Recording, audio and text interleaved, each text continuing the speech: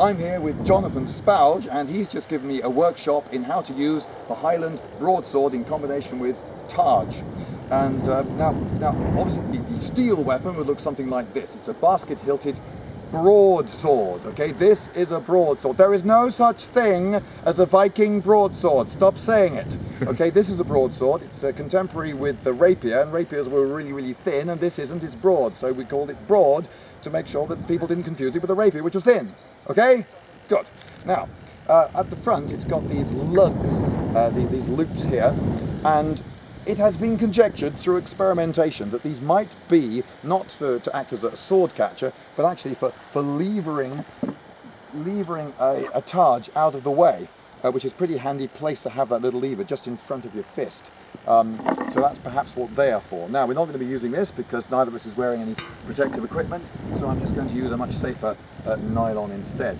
Now, we have two designs here of targe. Yes, they're both the same size and round from the front, but at the back we have one with the handles smack down the center, but there's an alternative.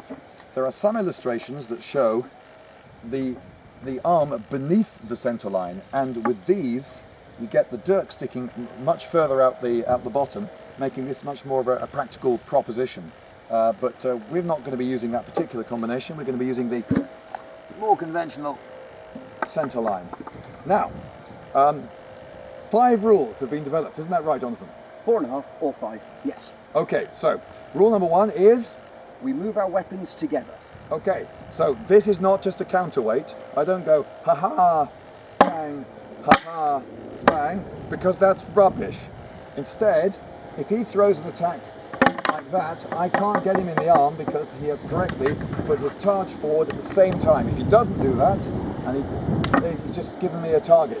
Okay, so it's not sword, shield, it's sword and shield together. So they go, ha, but possibly, oh, all right, but possibly, I can force my way in, I can force them apart, use that snout on my basket hilt perhaps, and get in and slice. A lot of draw cuts in this system. This is a skirmish system. It's assumed that we've got a fair amount of room, but that there's likely other threats in the near area, so we've got to be quick and guard ourselves. Okay, so oh, it's coming to me again. So it's coming to me again with rule number 2. What's rule number 2? Rule number 2 is each limb guards itself. If I attack up here, the targe deals. If I attack behind, the sword deals. If I go for the legs, slip and maintain distance. Okay, so we're not going to do lots of low parries with either of these tools. Instead, if he goes, assuming we are standing on a reasonably flat plane, if he goes for my lower leg, I should be able to slip it back out of the way and keep myself safe without having to do anything like that, which exposes me. If, of course, he does fool me and I go down with my targe, for instance, oh no, I've exposed a huge area of me there, and that's a quick end to me. Right, so what's rule number 3? Rule number 3 is, borrowing from both previous rules, we don't wish to cross our weapons or our body over.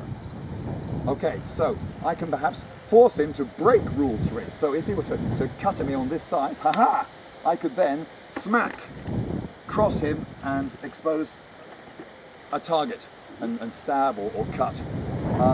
So if you can get someone to cross over in either direction and tie up both their limbs with one of yours, frees your sword arm to do the job. Right, what's the 4th rule? 4th rule is we do not block our face with our targe.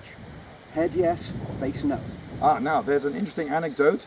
It is said that you should not let a Highlander lend you his targe in order to make a fair fight, because actually what he wants is for you, an inexperienced fighter with a targe, to go, oh, he's going for my face, stab.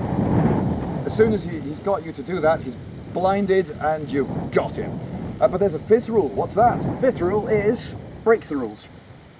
Break the rules. Break the rules. Can we have an example of breaking the rules, Certainly which is useful? Certainly can. Let's go back to that second play. Yes. Where I want to make you cross over. Well, I'm completely safe. Look, I've parried. I have no leverage here.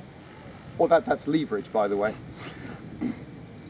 If I cross myself now, which I normally shouldn't, I can get the leverage I need. Ugh! I've been out-levered. Both my hands are on the wrong side. My targe is in front of my right arm where it shouldn't be. He's horribly exposed there, but it doesn't matter because he's got me all over here. So I've broken the rule to win. Right, so you're using the targe as a hammer on the back of the broadsword.